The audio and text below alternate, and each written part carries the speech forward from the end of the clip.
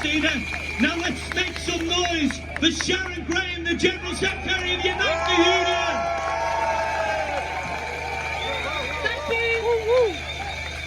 Thank you, Paul, and thank you, friends.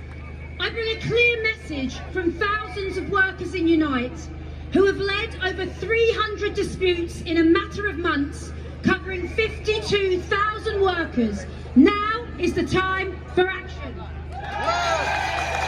And for those workers still on strike, from our bin workers in Coventry to our reps in Caterpillar, we stand with you. Make no mistake, we stand with you. Solidarity. And I think it's important for us to talk about why we need action and why we need it now. Well, workers know the hard truth, that once an employer chooses the path of confrontation, moral arguments and round tables are not going to change one damn thing. And let's be clear, it's employers that choose that path of confrontation, not workers. They choose it every time they fire and rehire workers, every time they get rid of good jobs, every time they decimate our communities, and every time that they choose to close final salary pension schemes. Well, no more. The trade union movement has to now be reborn. We've got to come and be reborn. They might call it the summer of discontent. We call it the summer for fighting for jobs and decent pay. Friends, workers are being lined up to take the hit for this crisis, a crisis not of their making. And at the same time, we are being conned, we're being lied to, we're being taken for a ride by the rich and the powerful. But we are not going to allow it. How dare the Governor and the Bank of England call for pay restraint, but ignore huge profits? We will not be doing it. I just want to talk a little bit, friends, about the wall of silence that's going on, about profiteering.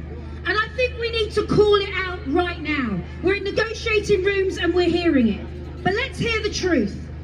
The profit margin of the FTSE 350, the biggest companies in Britain, have gone up by 70% since before the pandemic. And I'm going to repeat it because it's important for us to know it. The biggest companies in Britain, their profit margin has gone up by 70% since before the pandemic.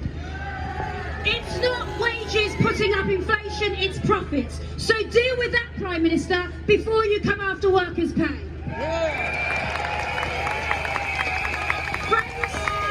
Friends, we need a national conversation. The economy is not working for everyday people. Politicians have failed. They do not represent the interests of workers. That is why we must now take action ourselves. We are not going to get change by lobbying in Westminster. The only way we're going to get change is by doing this ourselves. So friends, let our heroes be in number. Let them be the collective. This is what matters now, and we cannot forget it. The baton has been passed on to us. Workers and their communities are watching. So it's time to stand on our own 2 feet. Stop apologising. Be proud of who we are and do our job and fight for working people. Solidarity.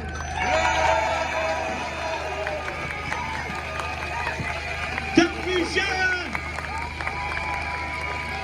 Okay.